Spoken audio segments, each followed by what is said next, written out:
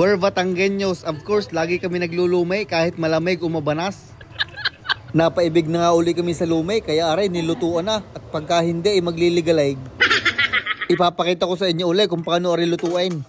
Sisimplihan lang natin. Pag mainit na ang inyong kawaling may mantika, ilagay nyo na ang inyong baboy. Ang gamit kong aray pork belly. Pero pwede naman din ng giniling na baboy. Ay bahala na kayo diyan. Sasangkotsahin lang natin aray hanggang siya medyo matusta. At habang sinasangkotsa ko nga iyon, nagpainit na ako din ng medyo maraming mantika. At din ko lulutuin aray mga liempo. Aray napakuluan ko na ng mga kalahating oras para malambot na agad. Ipiprito lang natin aray hanggang siya maging crispy. Balik tayo din sa ating sinasangkotsa. Pag gayaan na ang itsura niyan, ilalagay na natin aring bawang at saka sibuyas. Damihan nyo ng inyong bawang at sibuyas para mas malasa. Gigisahin lang natin aray ng kaunting oras, sabay atin na aring tutuyuhan. Siguro aray mga nasa kalahating tasa laang. Hinalo ko lang aray ng bahagya para matanggal yung mga dikit sa ilalim. Tapos lalagyan ko na aray ng malinis na tubig. Medyo dinamihan ko na para maraming sabaw. At pinatakan ko lang aray ng isang North Chicken Cube. Bago sa ating titimplahan ng paminta. Mga 1,185 piraso laang. Ang asin naman ay 300 laang at maalat ng tuyo. At isang kutsarang asukal na pula pang balance. Hahaluin ko lang rin ng bahagya, sabay akin na tatakpan para kumulo. Aring liempo naman ay babalik rin ko na at mapula na. Ari naman ipapalutungin ko laang, gawa ng ari luto na, gawa ng napakuluan na eh. At nung nagbubula ka na rin ating sabaw, ay di binuksan ko ng aking matimusang kung may kulang baga. Ay ayos na naman ang lasa, kaso'y ari hahanguin ko muna at parang pasunog na. Ayos na ang ating pantoppings, luto na, kasarap. Pwede na nating ilagay aring Mickey. Mga 1.5 kilong Mickey ata aring ginamit kong aray. Hindi aray yung original Mickey Batangas, pero pwede ng pagtsagaan. Nung medyo bumulak na nga uli ang sabaw, inilagay ko na yung ating binating itlog. Isang pirasong itlog lang arit, naubusan. Yan ay habang nilalagay ay hinahalo para kumalat. At pagkatapos ng itlog, ari naman ang ating ilalagay, cornstarch.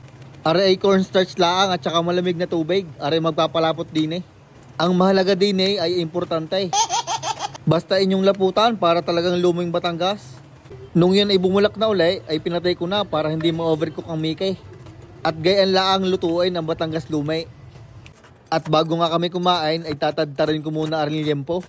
Gawa ng ating gagamiting toppings. Ay pag wala rin, baka magligalig ang customer. Ari naman ang sausawan, maraming sibuyas. Pinigaan ko na din ang silay para mahanghang. At ating lalagyan ng kalamansi at saka aring tuyo. Halos magsindami lang ang dalawa. Ay kayo nung bahala magdagdag pa ng silay. Iyon, kumpleto na. Lumi na lang ang kulang, kaya ari tatakaling ko na. Ang order natin ngayon ay regular laang. Kaya dapat ay sakto lang ang dami. Lalagyan naman natin ng toppings. Ang ating crispy liempo. Nilabo na itlog na hiniwa-hiwa. Crispy onions. At may natira pala ako din ng adobong atay at saka puso ng manok ay sinama ko na. At yan ho ang ating order ng Batangas Lume ay regular lang ray. Ay pag yan nilalagyan ng ribbon ay special na. Siya tama ng honta tayo maglulumi na. Nirekta ko na rin sa mangkok, hindi na ako magpaplato. Naglagay lang ako ng sausawan at hinalo ko. At aring unang subo para sa inyo.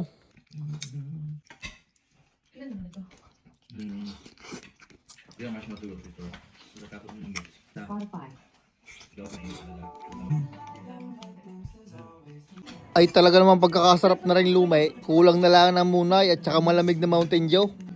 Ay para na rin nasa Batangas. At sa mga taga Laguna at malalapit at kahit malalayo na ride.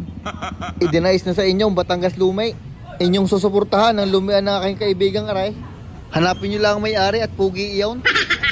Aray ang pangalan ng lumian at aray na din ang address.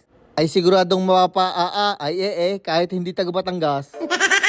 Ay siya hanggang din na lang at kayo maglumi na rin. At alam ko din naman kayo napaibig na rin. Shoutout nga pala kay Coronel Anastasio. Sa aking ninong Jonas Dandan, kay Lionel Valenzuela Malunggay, at kay Jeric Martes Signapan. Salamat sa suporta mga idol.